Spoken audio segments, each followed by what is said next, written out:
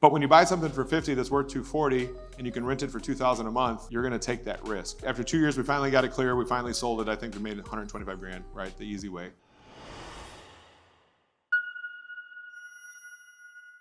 I'm gonna tell a story now about, it's a little graphic, but I feel like it's important. It's not really a senior living story, but it's more just even when you have good intentions, things like trust to protect your family, what might happen. And so the Osperey Way story was a house that I bought. The house was only 10 years old. The basement just got finished. The stainless steel appliances were in shiny condition. The paint was so new in the house that I could smell the fresh paint. It was retail ready. And I'm like, this is not the kind of house I normally buy. And so, just all the things weren't right. And so I go through the whole house. We sit down on the couch and I look her right in the face and I say, so why am I here? And she says, well, I'm glad we're already sitting down. I'll start telling you the story. And so about 7 years before this, she lived down in Florida with her husband. They had a marketing business. They were making about $3 million a year. And they had all the toys and the trappings, the mansions, the yachts, the Vipers, the Harleys. They were having a fun life. She was the second wife. She was the secretary who turned into the wife. You ever hear that story before? The uncommon story? Yeah. She was the second wife. That's going to come into play later. Their business is growing. The gentleman now has a new secretary, a younger secretary, and takes her out on his yacht, and he rapes her. And the FBI is looking for him. So she gets a knock on her door that they're looking for her husband. They told her what he did, and he was missing. He went missing. And so she got online and looked at the credit cards and everything and helped the FBI to try to figure out what's going on. He was already in the air on the way to France. And they arrested him in the air, which is good. But then when you get to France, their laws are different. So they said you get 30 days to get your affairs in order. And so they let him go. And so he decided to not come back. He just went on the run for 7 years. And so if you're this woman, what do? She did the best she could, right? She started winding the business down.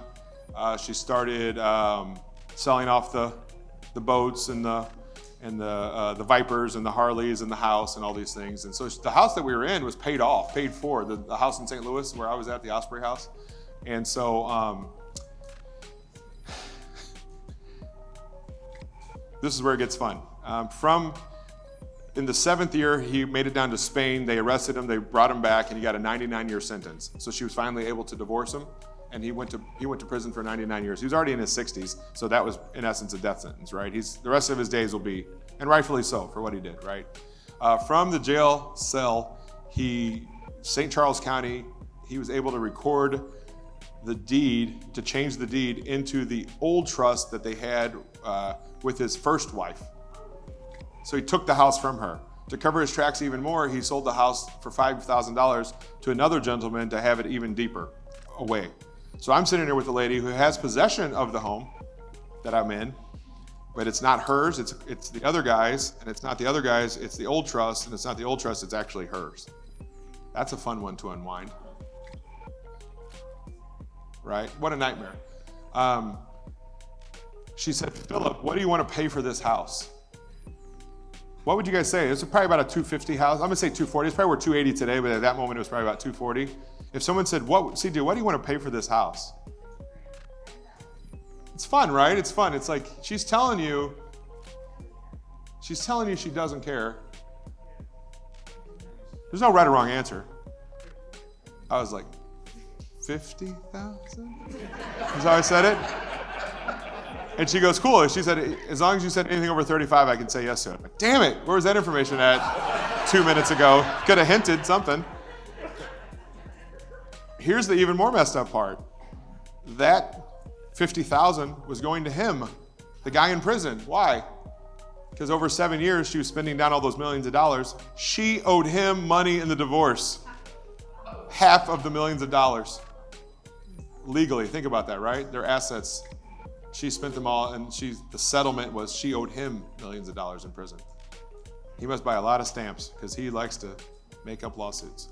So we had a federal order that said forget that one guy that got sold to for $5 grand, forget that first trust that you stole it, and he put it, back in his first wife's name. His goal was to get money.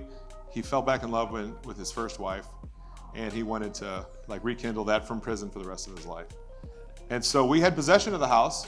We had clouded title. It took us over 2 years to get it fixed. It was a big battle. But when you buy something for $50 that's worth $240 and you can rent it for $2,000 a month, you're going to take that risk, right? After 2 years, we finally got it clear. We finally sold it. I think we made $125 grand, right? The easy way. And my point is that even with a trust, guys, a guy from prison can still mess up your life and your plans.